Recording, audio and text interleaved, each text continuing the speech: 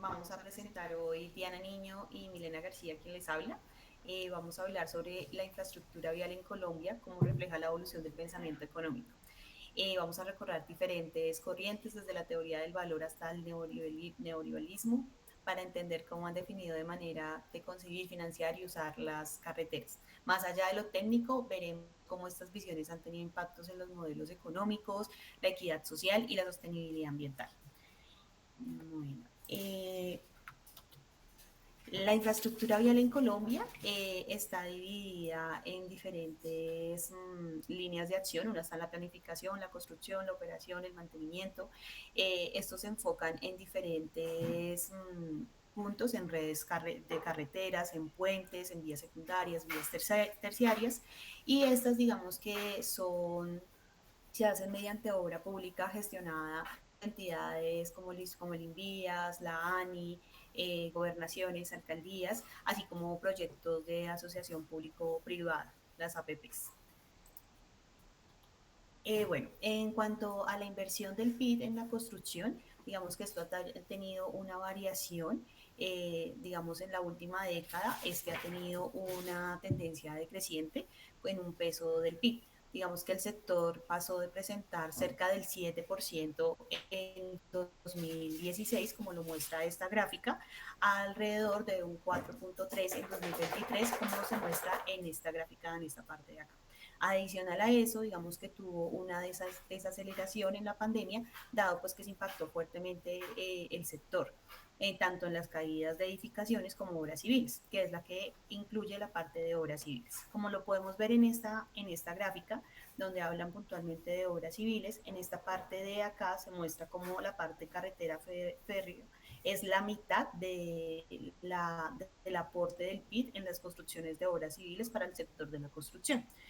Por otra parte, también digamos que tenemos lo que representa la parte de que aquí, como lo podemos ver en esta gráfica, aquí representaba un 2% en 2016 y acá representa un 1% de esas obras civiles en cuanto al todo el PIB que deja la construcción. Bueno, también es importante indicar que la gran cantidad de construcciones de carretera es la que más genera con respecto a lo de sistemas férreos y demás. Ese es el sector que más genera en el PIB de esta parte. Bueno, en la parte de los mercados, digamos que manejamos un mercado interno, el cual está dividido en proyectos públicos de inversión, concesiones y asociaciones públicos privadas. Digamos que se manejan en un tema de un mercado nacional. Tenemos también un punto que son las exportaciones, digamos que se exportan tanto asfalto como mezclas asfálticas y estas digamos que se exportan a Estados Unidos, Ecuador, Panamá, Venezuela, Guatemala. Y las importaciones están dadas también por asfalto y mezcla de asfalto que provienen de Ecuador, Venezuela, Italia, Turquía, España y Estados Unidos. También hay una dependencia en las importaciones, pero esta se da más que todo por importación de insumos, maquinaria pesada, repuestos, el tema de algunos derivados del asfalto, el acero estructural, y estos provienen de lugares como Estados Unidos, China y países europeos. Entonces, digamos que en esta parte sí se ha visto afectado el sector, ya que estos cambios arancelarios en acero han impactado los costos del sector en años recientes.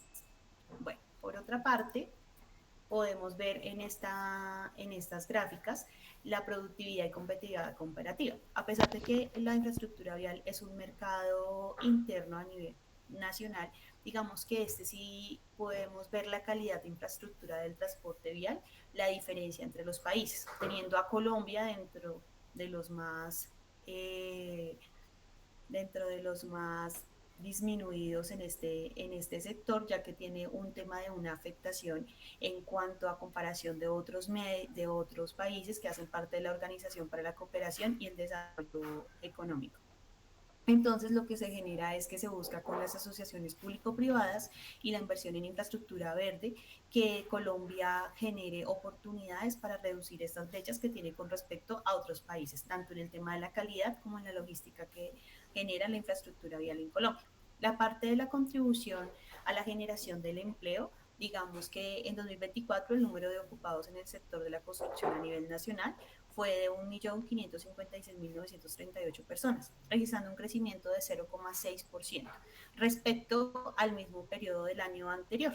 Digamos como se muestra acá aparece cada uno de las ciudades en las que se presenta, teniendo que la población ocupada en el sector aumentó un 12,16% al pasar de 667 personas a 740.000 personas de 2023 a 2024.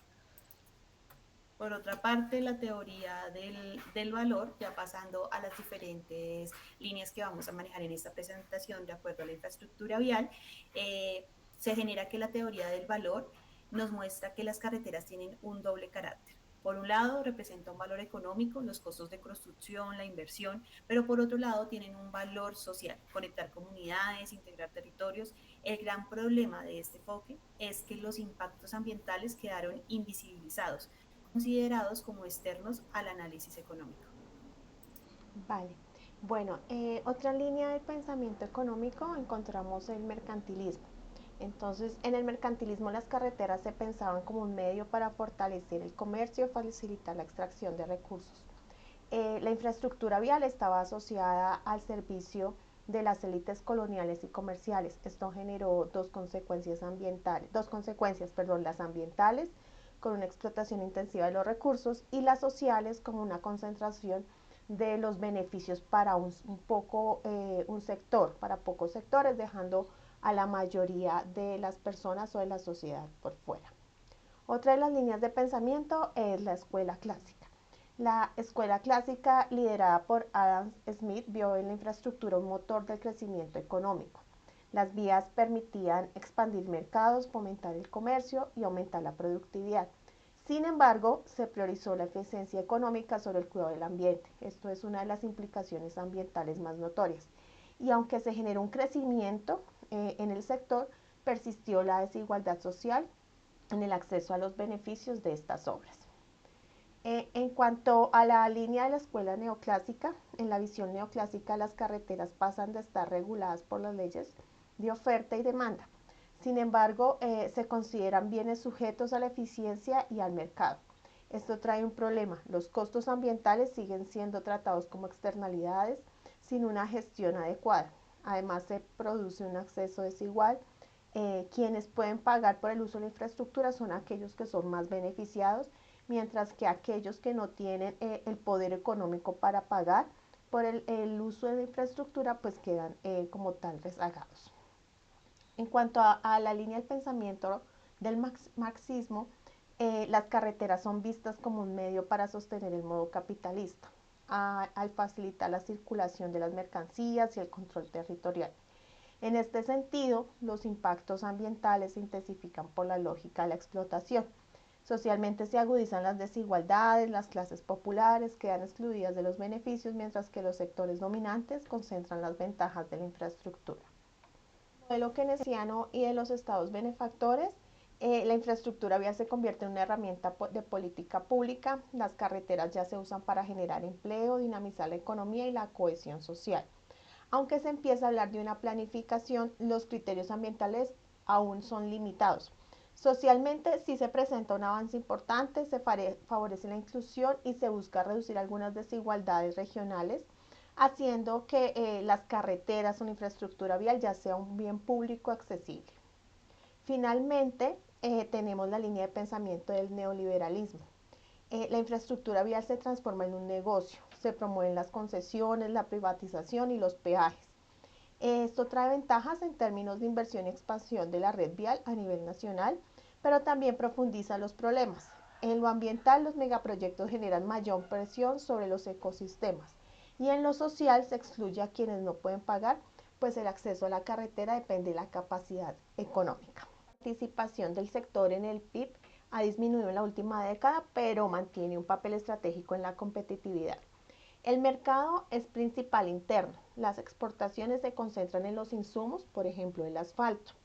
El sector depende de las importaciones de maquinaria y acero, lo que hace sensible a cambios arancelarios. La productividad es baja frente a los estándares regionales, y aunque las asociaciones público-privadas ofrecen oportunidades de mejora. El sector sigue siendo un generador clave de empleo, con más de 1 millón de puestos formales en el 2023. La incorporación del concepto de sostenibilidad y adaptación climática en la infraestructura vial en Colombia es un reto central. Finalmente, pues podemos ver que la infraestructura vial en Colombia ha estado atravesada por distintas corrientes de pensamiento económico. Cada una aporta de forma distinta el entender su valor, de financiar y distribuir sus beneficios. Sin embargo, hay una constante, las tensiones entre lo económico, lo social y lo ambiental. Hoy el reto es lograr un equilibrio real en el que la infraestructura sea motor de desarrollo, pero también de equidad y sostenibilidad.